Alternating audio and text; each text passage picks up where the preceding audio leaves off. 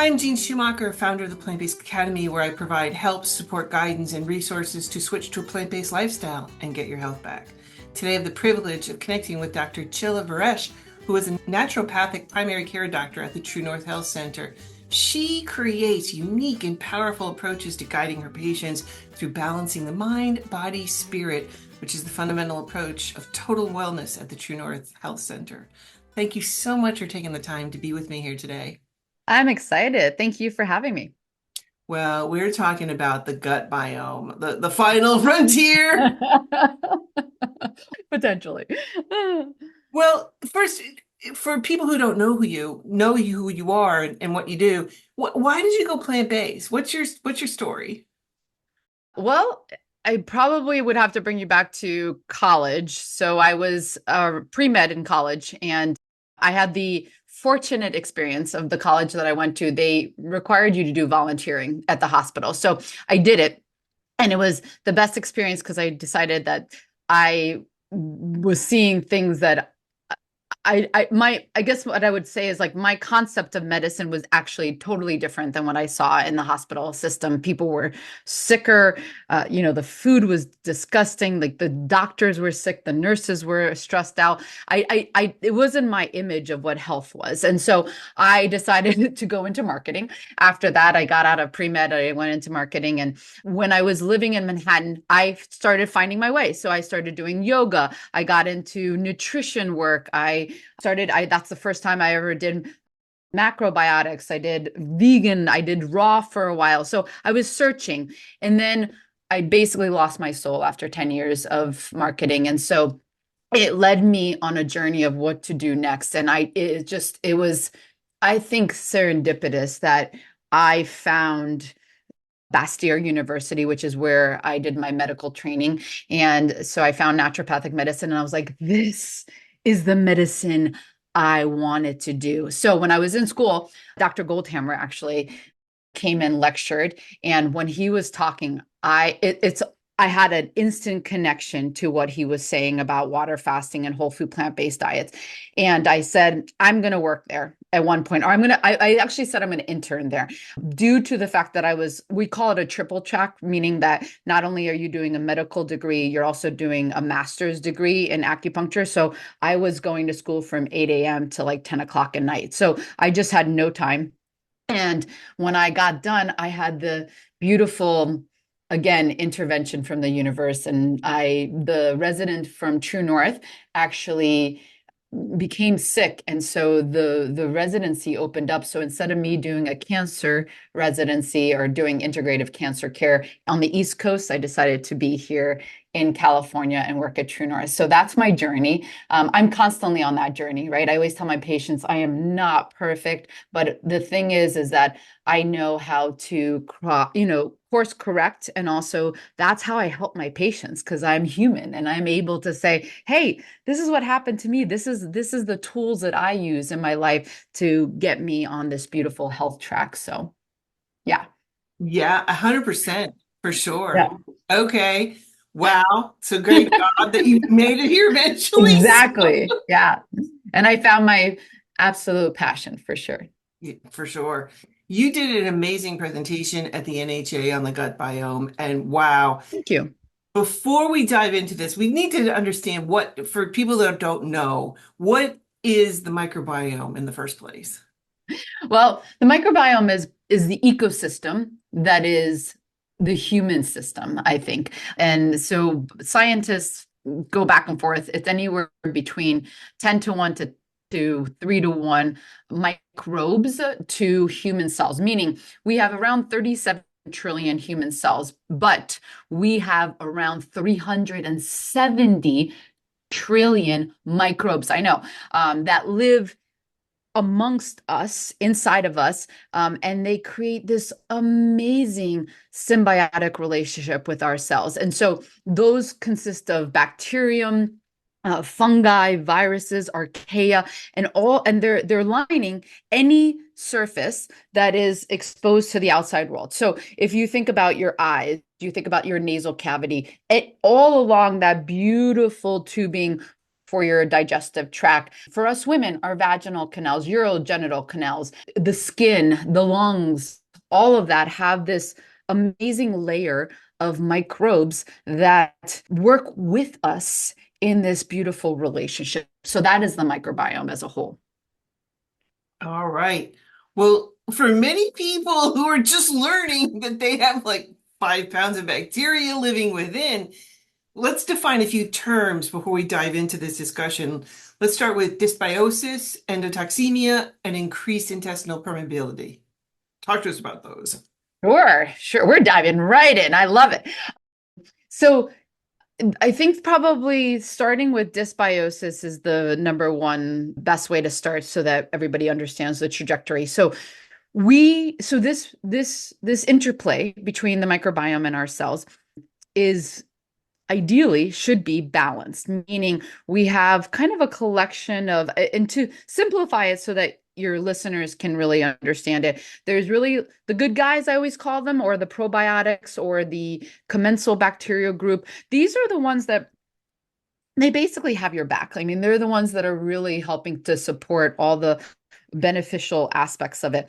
Then you have your opportunistic bacterial group, and that is the grouping that it's like the name implies. They can be so great and they help us with our biodiversity and they are so necessary, but they can also be opportunistic and be on the bad side. If they go rogue, they can actually cause more inflammation in the system. So this is important to understand, because if we have this beautiful dynamic of balance, then we have health in the system, not only just digestively, but in every system of the body. Now, to go into dysbiosis just means imbalance. So it just means when we have maybe the opportunistic bacterium are going rogue and they're sending more inflammation, or potentially we don't have enough of those really good guys, the commensal bacteria group, or maybe we just have a low biodiversity. Like there might be just a low level of variance within this ecosystem. All of that will create a dysbiotic state or dysbiosis. Now, if you have dysbiosis, what could happen over time is that we could actually have something called increased intestinal permeability. To go a little bit deeper into this, if you can imagine, I always say to my lecture group, if you can picture Honey, I Shrunk the Kids, and you get into the internal lumen of your intestines, and what you're going to first come upon is the microbiome layer, which is awesome. So these are all your microbes. You're going to have this mucosal layer that you're going to have to work through, and then you're going to reach your cell layer. So this is your intestinal cell layer. Those cells are wonderful because they are part of that initial protection. I always think of it as like a castle wall, and it's really protecting everything on the inside. And so this castle wall, or these intestinal cells, are held together by tight junctions, and they form something called a semi-permeable layer, meaning, as you can imagine, we want some minerals, we want some nutrients to be absorbed. That's how we get things from our food and the things that we ingest. But we don't want everything absorbed. There has to be some permeability, but not everything is let through. So that is very, very highly protected and very regulated. If we start to have a massive amount of imbalance, if we start to have more and more insult on this layer, what can start to happen is not only those cells become destroyed, right? And I should say this just because I'm sure somebody's having this question come up, but these are cells that replicate and rejuvenate very quickly. It's like your skin cells. If you think about the amount that goes through, our entire digestive system, or just even how much, we kind of scrape across our skin, there's certain cells that have to replicate pretty fast. So this is not literally just like a one insult aspect. It's the fact that, are we breaking down more than what our body can keep up with? And so if that happens, what starts to happen is those cells start to really break apart, and you start to become not semi-permeable, but more and more permeable. And the problem with that is, and this is also in medicine called leaky gut. The medical term, the proper term, is increased intestinal permeability. And what happens is, as you can imagine, if we start opening up those cells and we start letting more and more things in, some of those things we definitely don't want. And then especially those opportunistic bacterium, again, we want them. It's not the fact that we want to kill them off because they're part of our biodiversity. We just want them to play nice. If there's that increased intestinal permeability, some of these opportunistic bacterial group have something on the surface. It's called lipopolysaccharides. They can actually incite inflammation. So if they're on one side of this intestinal layer, they're fine. And if they're regulated, they're not causing these fireballs or these inflammatory kind of aspects. If they actually then the breach and they get into the internal milieu of the body, then they can actually start to excite inflammation. That's that endotoxemia that you were talking about. So that's the three different aspects so that people can understand that this is absolutely becoming, unfortunately, very commonplace. When I do microbiome assessments on my patients, granted, people that come to True North are definitely, we do see quite a bit of chronic disease states, but, probably 8, 9 out of 10 patients have leaky gut or increased intestinal permeability. The good news is you can treat it. The good news is I see people heal from it, and then it's easier for them to reverse diabetes, autoimmune, thyroid, lose weight with obesity. I mean, there's so many benefits to it. It's like getting to the root cause. Exactly. And that's what you have to do in order to treat your health, because Exactly. just throwing drugs at it is not good. You've got to find out why. Why Exactly. we have this symbiotic relationship in our gut biome. And, for those who skipped high school biology, what is a symbiotic relationship, and how do we have this relationship in our gut biome? Oh, good question.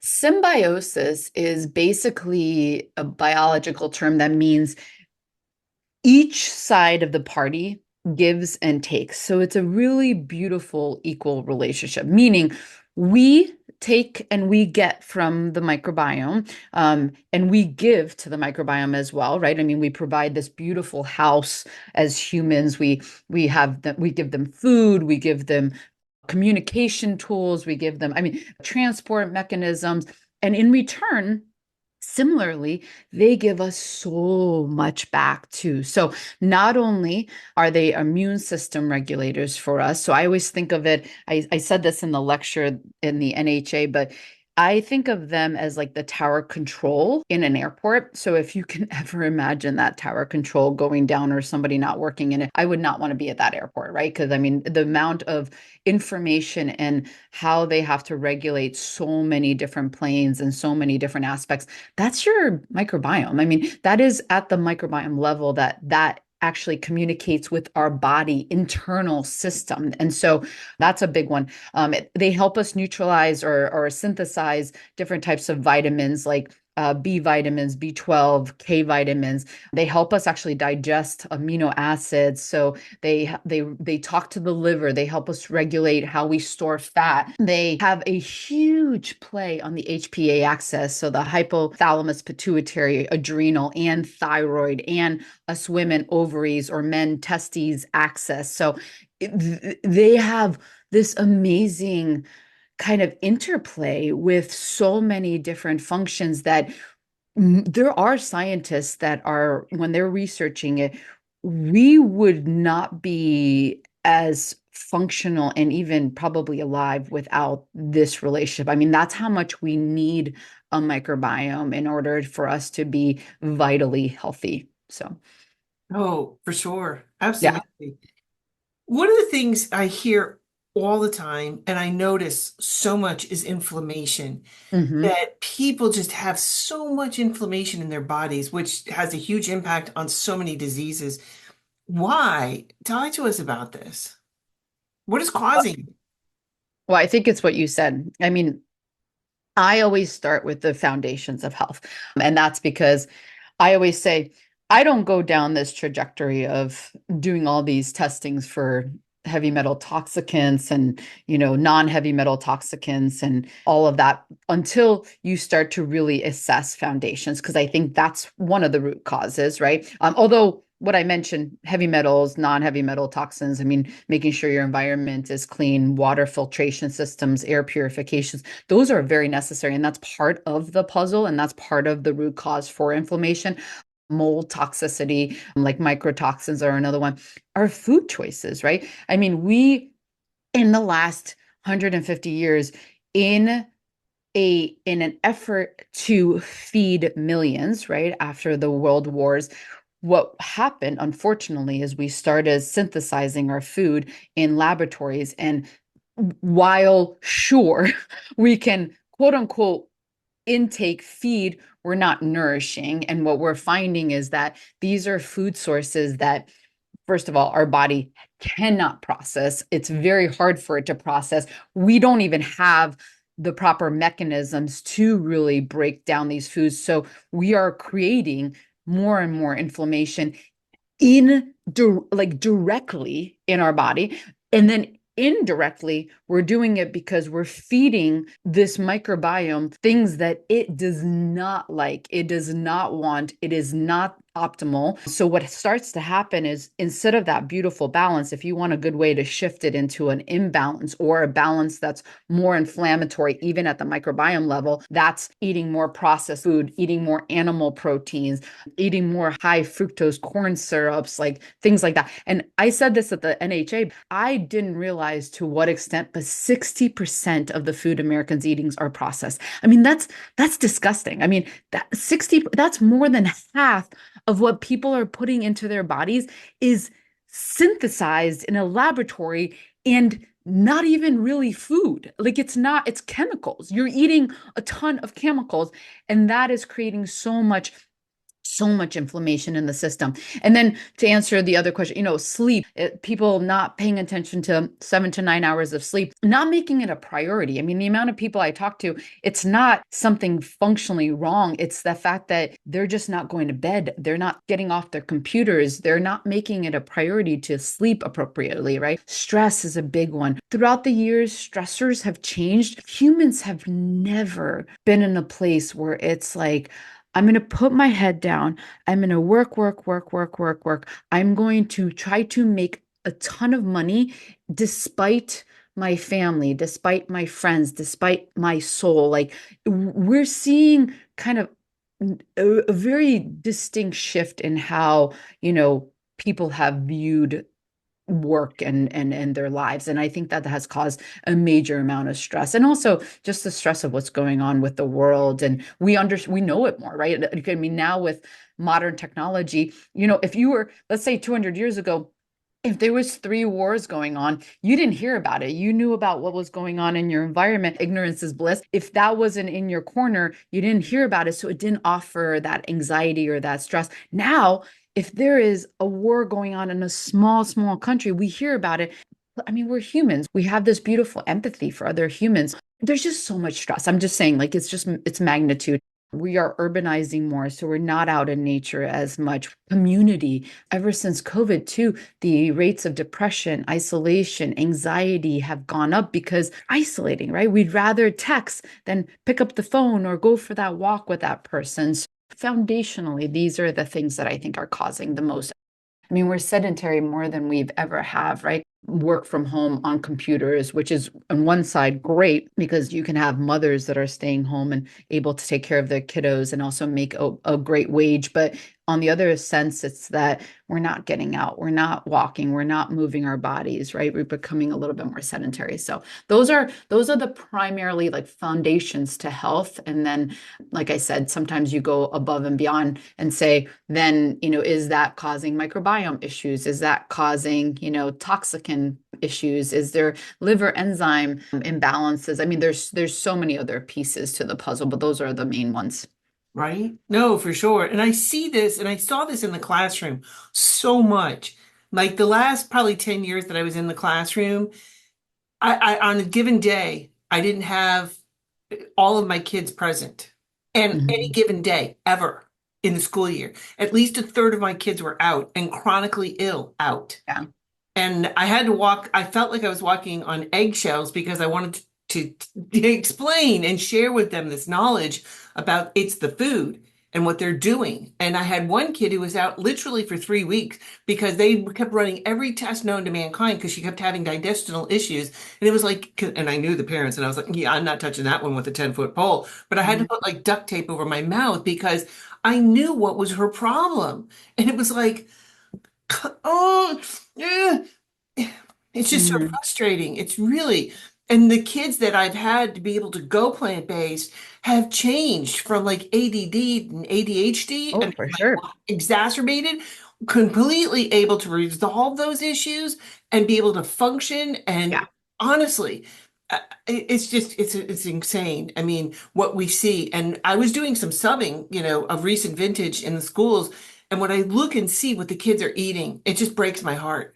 It breaks my heart. And even in like the special ed groups, like to get the kids to do anything, oh, well, we're going to give you some Skittles. If you complete 4 worksheets, we're going to give you some Skittles as a Yeah. reward. And I'm just like I can't watch this anymore. I Yeah. can't. I can't. Yeah. When I see what they're doing to our children, it breaks my heart. It just breaks my Well, heart. and there's so much, God, red tape that you have to cross because I have a lot of people in that I know that are really trying to push proper education and nutrition for kids. And I mean, one of them I know is in New York City and she's getting so much pushback, which is so interesting to me. It's like, why wouldn't you want this next generation to function at the fullest level? Like, wouldn't that be the first thing you think about when we're trying to make reforms is like, how do we better utilize our resources and money so that kids can get the best education and education in nutrition and get the best nutritional support so that they can learn better. Like it doesn't, yeah, I agree. I totally agree with you. Yeah, but we're going up against, Yeah. dairy, all the Beef big ones. industry. Yeah, totally. All of that. We're going up against that. And it's like we're coming from it from a, David versus Goliath kind of piece. And it's sad on so many levels because it's Oh, our for sure. children. Anybody who's had children know that you want the best for your child. And, and when you're bringing home and buying this crap that has like zero nutritional value, it just, I we have, know. we have work to do. I know. I agree. Okay. So getting back to the human gut Yeah. biome, um, is the human gut biome generally healthier when there's more microbe diversity or less diversity? So biodiversity, increased biodiversity is much healthier. So one of the things that we study when we do even microbiome assessments is they do the Simpson's index and the Shannon's index. So they do two different types of measurements. And what we understand is the more biodiverse, and it makes sense. If you think about our ecosystem as a whole in the world, the more diverse that ecosystem is, we know that there is an improvement in health of the world. And so that is the same in our bodies or in our own ecosystems.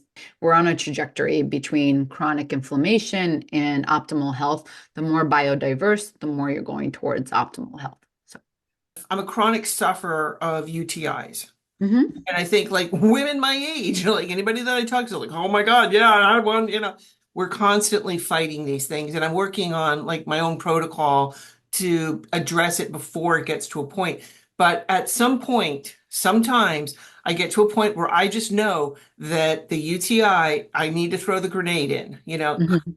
and launch the antibiotic. You just get to a point where you're just like, okay, I know this is going to get worse. I can't deal with it holistically, but I need that. When we take an antibiotic, does this hurt our gut biome? Can we restore it? And how long does that take?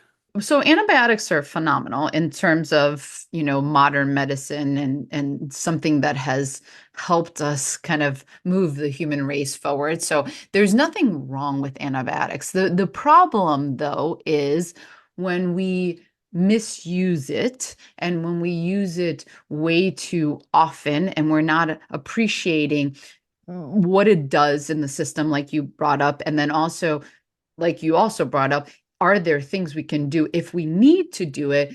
Can we help support someone so that they don't have the sequelae or the negative sequelae that somebody has when they use multiple rounds of antibiotics in their system? So, to break it down, Yes, antibiotics does affect the microbiome in a negative way. So number one is it is kind of a gunshot, right? So it literally goes in there, it decreases gut diversity. It does shift things where you're actually dropping those good guys, the ones that we talked about, which are the more the commensal bacteria group.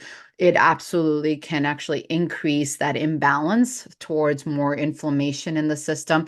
And what studies are showing is that you can pretty much decimate your diversity with just even one round of antibiotics, depending upon the antibiotic strength and what, chemical form it is.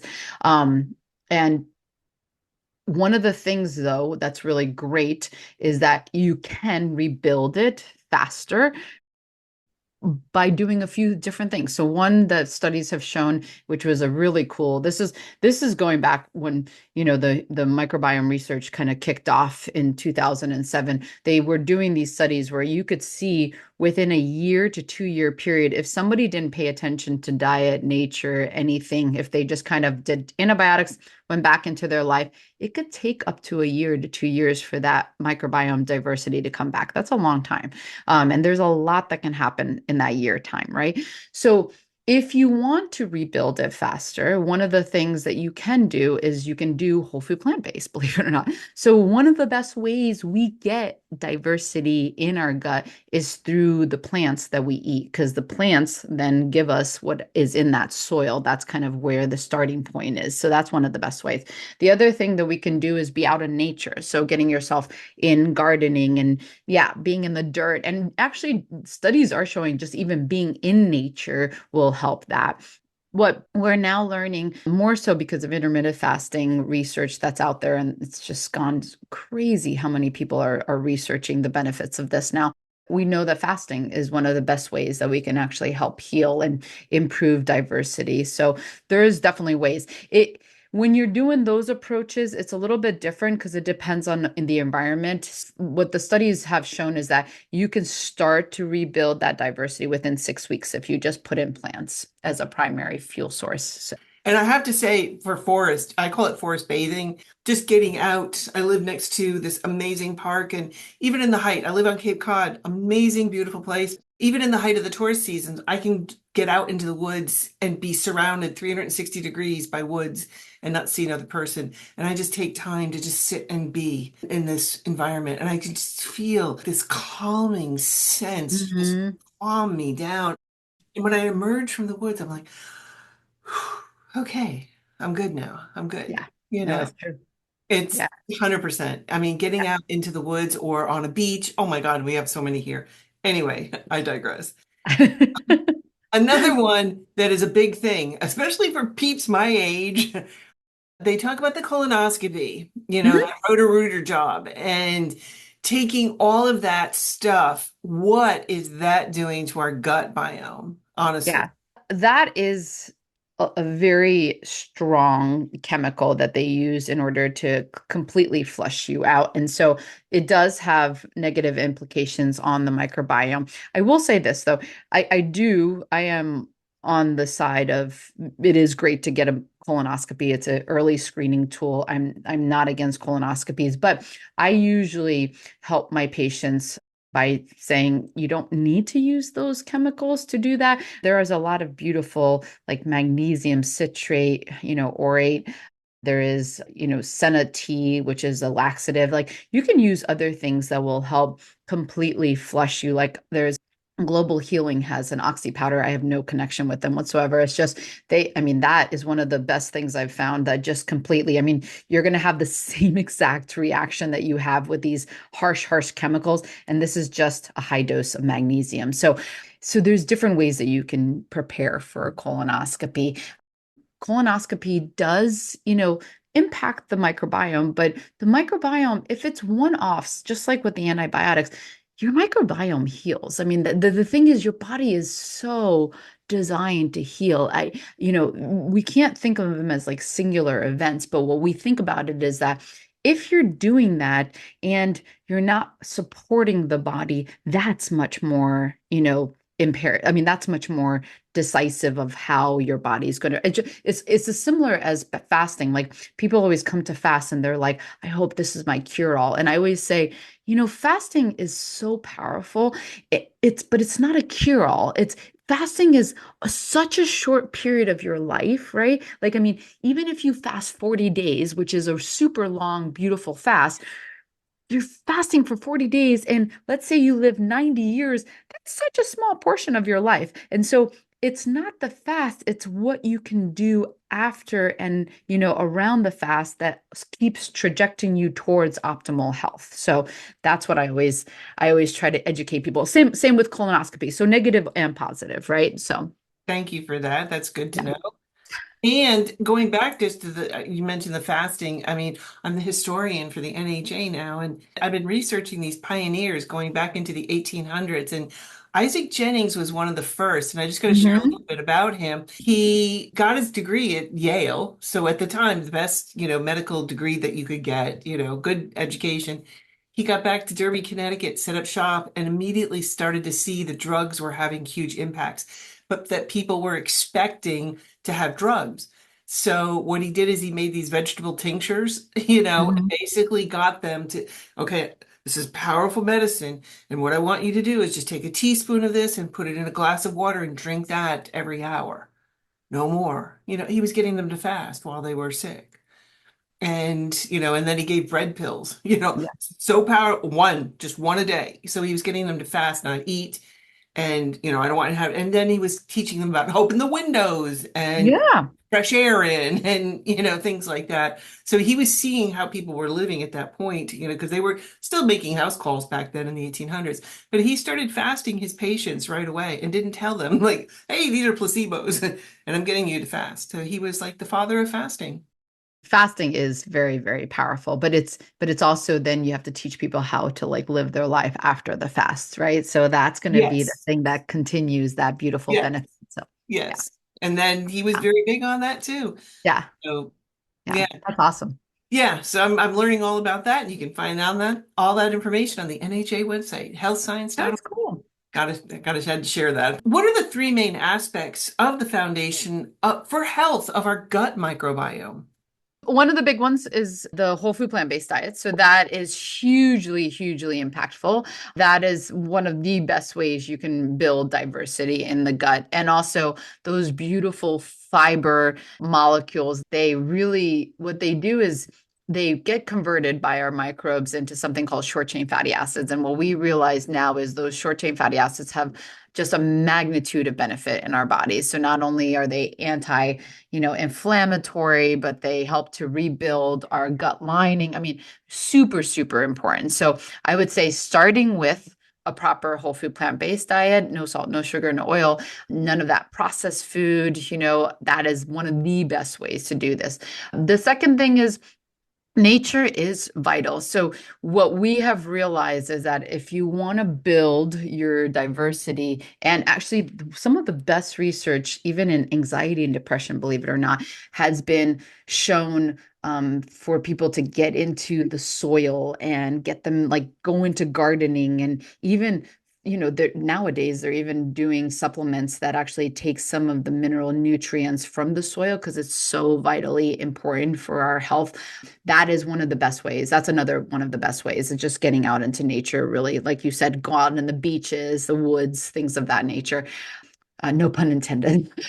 And then the last one is I would say fasting would be a big one, especially when we're talking about microbiome. You can connect every foundations of health to the health of the microbiome. So sleep, there's a connection, stress management, there's a connection, even community, even spirit, like, making sure you're waking up with like a sense of purpose or, finding that inner self and that inner love. But food, nature, and fasting are the three that have the most direct impact on the microbiome. So, fasting, you're not eating, so you're allowing complete digestive rest, which means that you get to heal increased intestinal permeability if there is that. You reduce inflammation, which is definitely impactful. You start to rebalance those opportunistic bacterial group. You improve biodiversity, we're not really sure why entirely. When you look at the research, they're still looking at like, why would fasting be a thing that creates biodiversity? But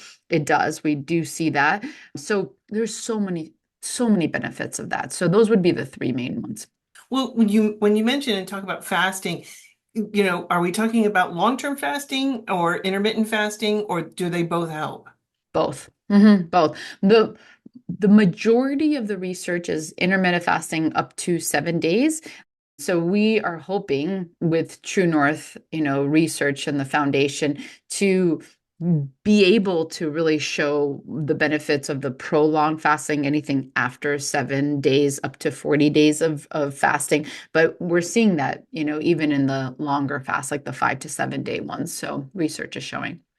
Wow. Okay. Yeah, I know. It's exciting. It is, and it's huge, the gut biome. I mean, apart from the 5 pounds that's inside of us, yes, it's a whole world. I think of it as Horton hears a who, like Whoville, like Yeah, it's Whoville down here.